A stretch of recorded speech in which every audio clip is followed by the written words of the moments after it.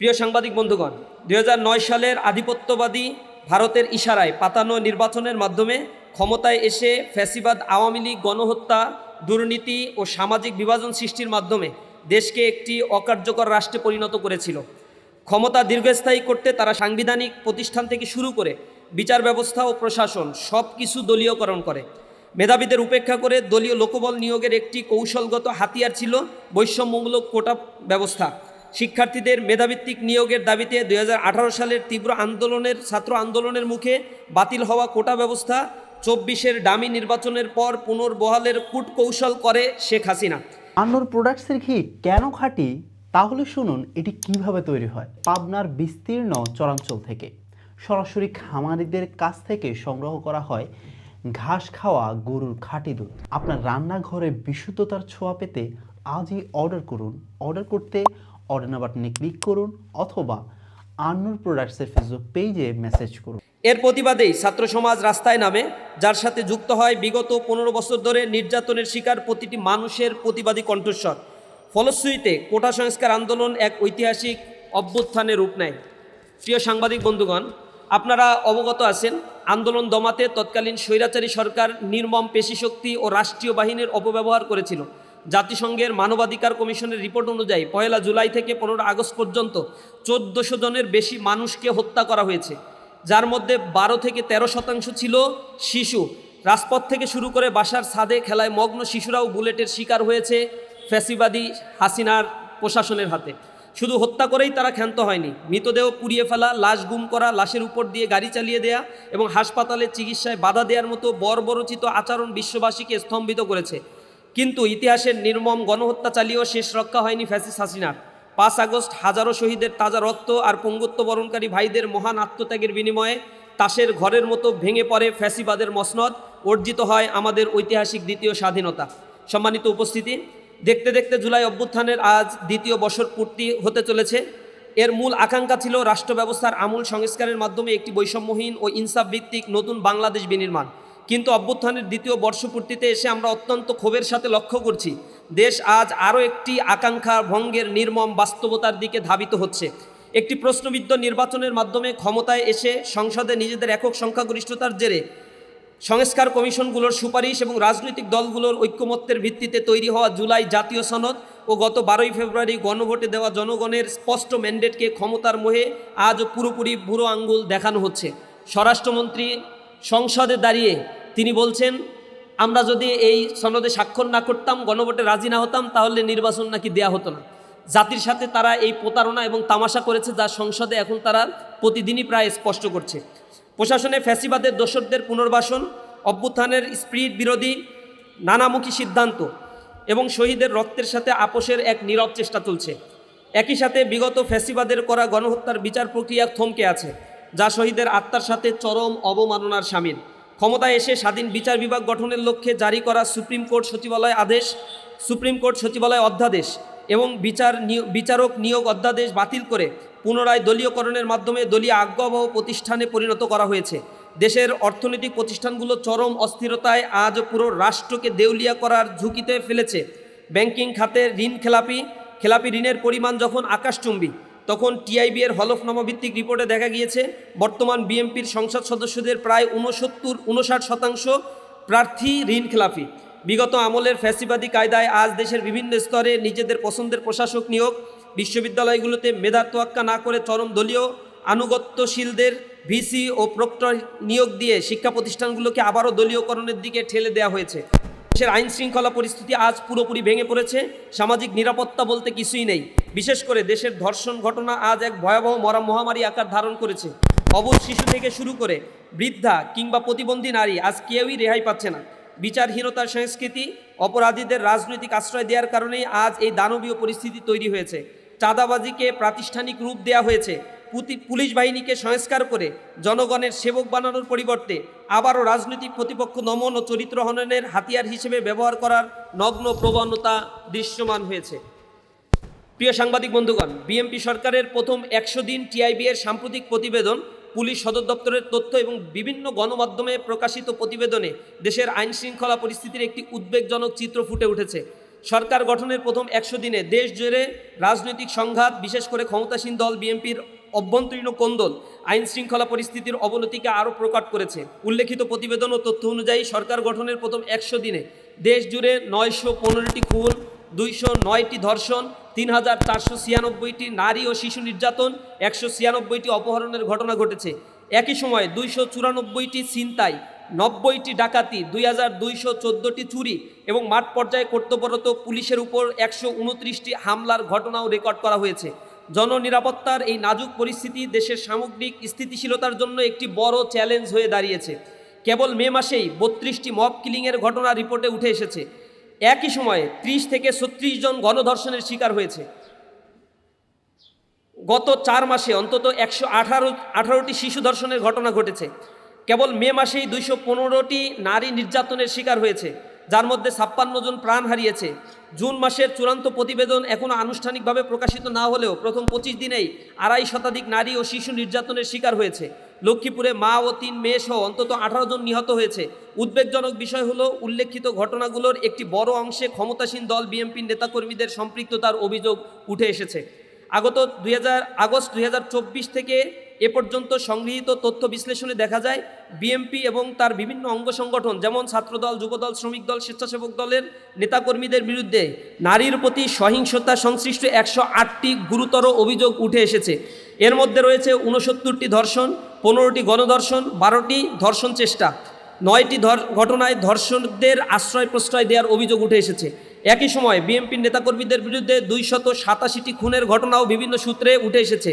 এসব পরিসংখ্যান স্পষ্টভাবে নির্দেশ দেয় যে রাজনৈতিক আশ্রয় প্রশ্রয়ে একটি অপরাধী চক্র দেশের আইন শৃঙ্খলা পরিস্থিতিকে মারাত্মকভাবে অবনতির দিকে ঠেলে দিয়েছে এবং সারা দেশে জননিরাপত্তা আজ গভীর সংকটের মুখে পতিত হয়েছে। প্রিয় সাংবাদিক বন্ধুগণ, রাজনৈতিক মতবিরোধ ও ভিন্ন মত পোষণের কারণে মানুষ হত্যা ছিল ফ্যাসিবাদী হাসিনা সরকারের অন্যতম রাজনৈতিক সংস্কৃতি।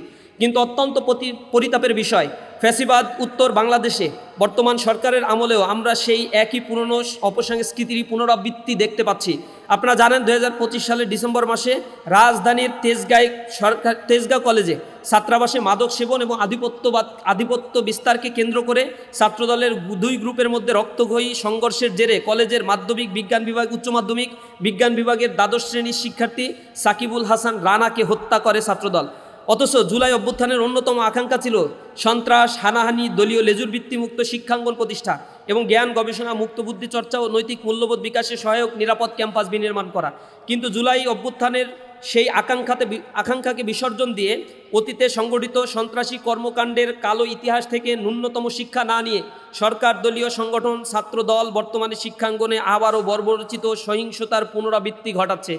শুধু তাই নয়, গত 10 জুন নোয়াখালীর সেনবাগে মসজিদের সামনে মাদক বিক্রির প্রতিবাদ করায় স্থানীয় শহীদ জিয়া স্মৃতি সংসদের সভাপতি এবং বিএনপি কর্মী রশিদ ও মাদক কারবারি হারুন গংদের বর্বরচিত হামলায় আরাফাত হোসেন ফাহিম নামে এক এসএসসি পরীক্ষার্থী নিহত হয়। সেই ঘটনায় আরও 4 জন গুরুতর আহত হয়।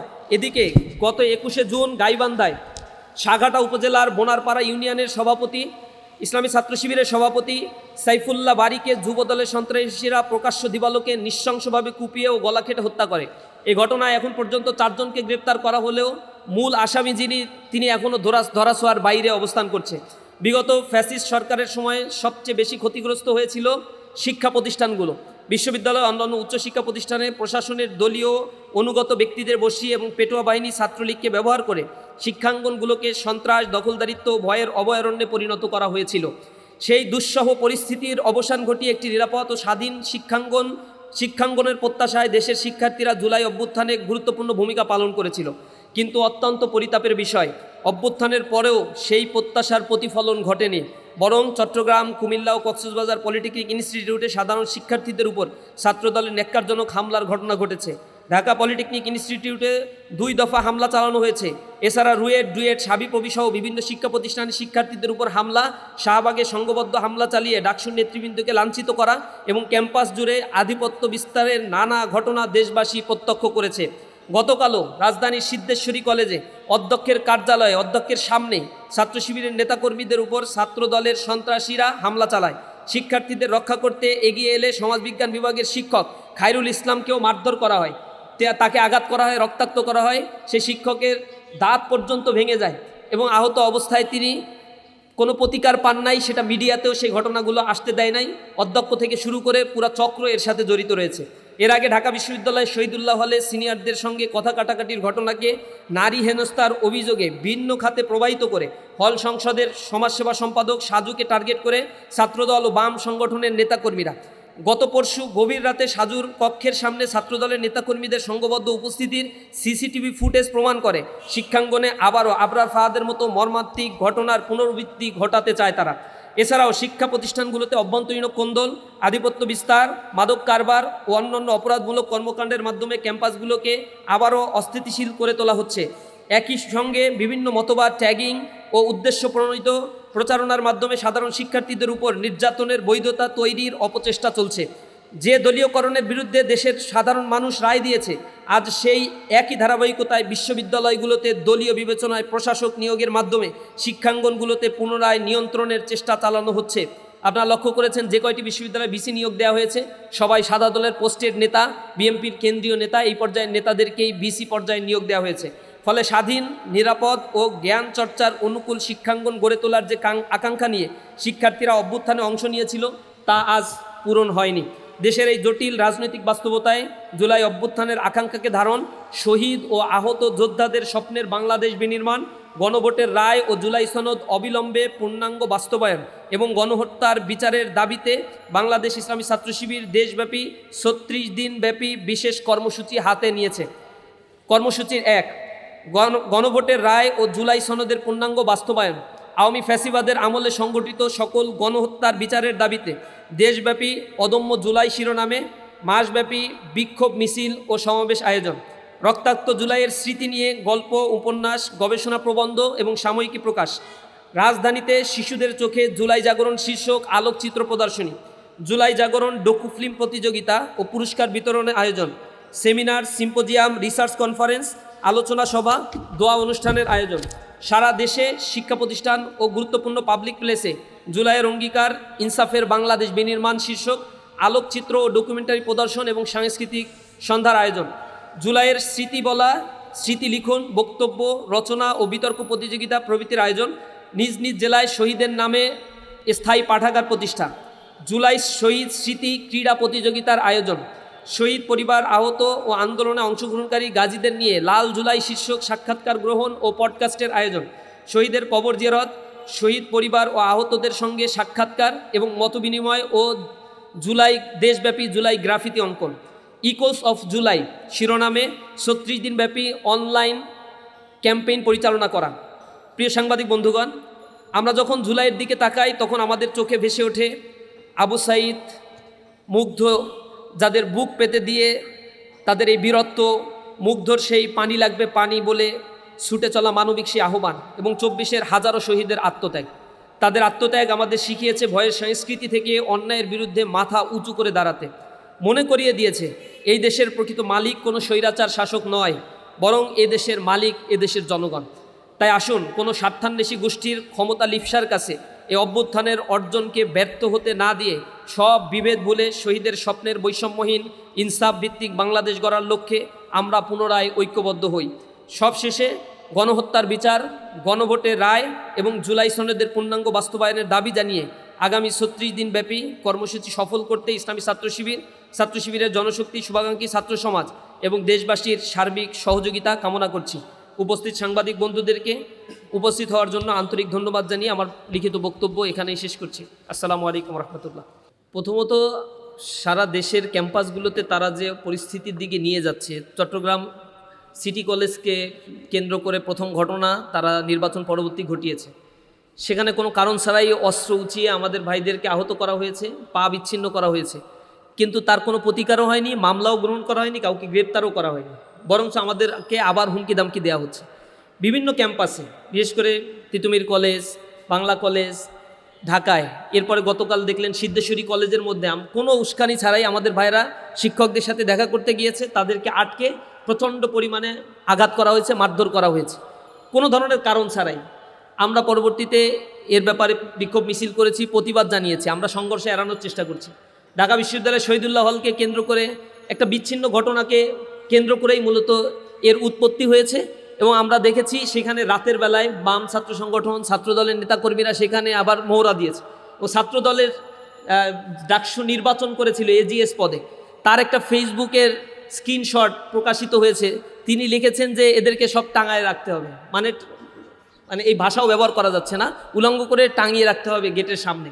তার মানে কোন সংস্কৃতির দিকে যাচ্ছে? রাতের বেলায় গভীর রাতে মহড়া দিচ্ছে রুমগুলোতে। গভীর রাতে কেন একজন ছাত্রের রুমে মহড়া দেওয়া হবে? যদি তাদের বক্তব্য থাকে তাহলে দিনের বেলায় বলবে। রাতের বেলায় গভীর অন্ধকারে কারো রুমে যাওয়া, তাকে প্রহার করার উদ্দেশ্যে দলবল নিয়ে যাওয়া, থ্রেড দেয়া, মোটরসাইকেল নিয়ে মহড়া দেয়া, এই সংস্কৃতি তো আমরা দেখেছি আবরার ফাহাদকে হত্যার পূর্বে এই ঘটনাগুলো ছাত্রলীগ ঘটিয়েছিল। সে একই চরিত্র তাদের মধ্যেও আমরা দেখতে পাচ্ছি। এর মাধ্যমে ক্যাম্পাসগুলোর কার্যত নিয়ন্ত্রণ তারা নিতে চায়। যেহেতু এখন বাংলাদেশের কোথাও গণরুম, গেস্ট রুম আর চলে না, বাংলাদেশের শিক্ষার্থীরা ফার্স্ট ইয়ারে আসলে স্বাধীনভাবে ক্যাম্পাসে চলাফেরা করতে পারছে, তারা কোনো দলীয় এজেন্ডা বাস্তবায়ন করতে হচ্ছে না, নেতার পিছনে ছুটতে হচ্ছে না, রাজনীতিতে জোরপূর্বক অংশগ্রহণ করানো হচ্ছে না।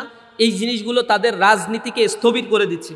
এই জায়গা থেকে দখলদারিত্বের পুনরায় রাজনীতি ফেরত আনার জন্য তারা আবার এই কালচারকে ফেরত আনার অপচেষ্টায় নিহিত রয়েছে। ছোটোখাটো কোনো এজেন্ডা হলেও তারা সেইগুলোকে বড় করে এবং এইটাকে কেন্দ্র করে একটা মব ক্রিয়েটের জন্য তারা চেষ্টা করছে। আমরা মনে করি তাদের এই হীন চক্রান্তগুলো তারা সফল হতে পারবে না ইনশাআল্লাহ। ছাত্ররা ঐক্যবদ্ধ আছে এবং আমরা এই প্রজন্ম সচেতন আছি ইনশাআল্লাহ। আমরা আহতদের যারা ছিল ইসলামী ছাত্র শিবিরের পক্ষ থেকে তাদেরকে নিয়ে নানা ধরনের কর্মসূচি পালন করেছি। তাদের চিকিৎসার যেটা প্রয়োজন সেগুলো আমরা আমাদের পক্ষ থেকেও করার চেষ্টা করেছি। এবং আপনারা জানেন গুরুতর আহত যাদের দায়িত্ব রাষ্ট্র গ্রহণ করেছিল, এগুলোর বাইরেও বিচ্ছিন্নভাবে প্রায় 30,000 মানুষ এখানে আহত হয়েছিল। দেশব্যাপী এই আহতদের পাশে দাঁড়ানো, তাদের চিকিৎসা সেবা নিশ্চিত করার জন্য সরকারের সাথে নেগোসিয়েশন করা, বিভিন্ন মাধ্যমগুলোতে আমরা আমাদের প্রচেষ্টা অব্যাহত রেখেছি। এবং এখনও যারা এই ব্যাপারে আমাদের সাথে আসছে, আমাদের কাছে সহযোগিতা চাচ্ছে, আমরা সহযোগিতা করছি। যারা এখনও ভাতা পাচ্ছে, গেজেটভুক্ত রয়েছে, সরকার নানা উদ্যোগ গ্রহণ করেছে, আমরা আশা করি সরকার এই ব্যাপারে আরও বেশি সদিচ্ছার পরিচয় দেবে। এখানে একটা মন্ত্রণালয়কে অ্যাসাইন করা হয়েছে, মন্ত্রণালয় রয়েছে জুলাইকে কেন্দ্র করে, এবং জুলাই স্মৃতি জাদুঘর রয়েছে। স্বাভাবিকভাবেই এই স্মৃতি জাদুঘর থেকে শুরু করে অন্যান্য মন্ত্রণালয়ে যে সুযোগ সুবিধা ইন্টারিম গভর্নমেন্ট তৈরি করেছিল সেগুলো যেন চালু থাকে, এ ব্যাপারে গভর্নমেন্টের প্রতি আমাদের তো আহ্বান থাকবে। জুলাই আহত, পঙ্গুত্ব বরণকারী জুলাই যোদ্ধাদেরকে নিয়ে, শহীদ পরিবার নিয়ে আমরা মাসব্যাপী আয়োজন করব। প্রশাসনের মাধ্যমে, মিডিয়ার মাধ্যমে আমরা আমাদের যতটুকু যোগাযোগ রয়েছে এর মাধ্যমে আমরা বলার চেষ্টা করব। সংসদে দাঁড়িয়েও বিরোধী দলও এ ব্যাপারে ভয়েস রেজ করবে। আশা করি যারা আহত রয়েছে তাদের চিকিৎসা নিশ্চিত হওয়ার আগ পর্যন্ত আমরা তাদের পাশে থাকবো ইনশাআল্লাহ। শুধু এইটা না, মাদ্রাসার শিক্ষকদেরকেও বেতন বন্ধ করে রাখা হয়েছে। স্কুল কলেজের শিক্ষকদের বেতন আর কতদিন চলবে এটা আমাদের জানা নাই। জুলাই ফাউন্ডেশনের বেতন বন্ধ করে রাখা হয়েছে। এগুলো মূল কারণটা হচ্ছে সরকারের আসলে ফান্ড নাই, কিন্তু সরকার এটা প্রকাশ করছে না। ব্যাংকিং ব্যবস্থা দেউলিয়া। ঋণখেলাপিদের আমরা বলেছি, ঋণখেলাপিদের পুনর্বাসন করার কুফল হচ্ছে এইটা, ব্যাংকে নগ্ন হস্তক্ষেপের কুফল এইটা।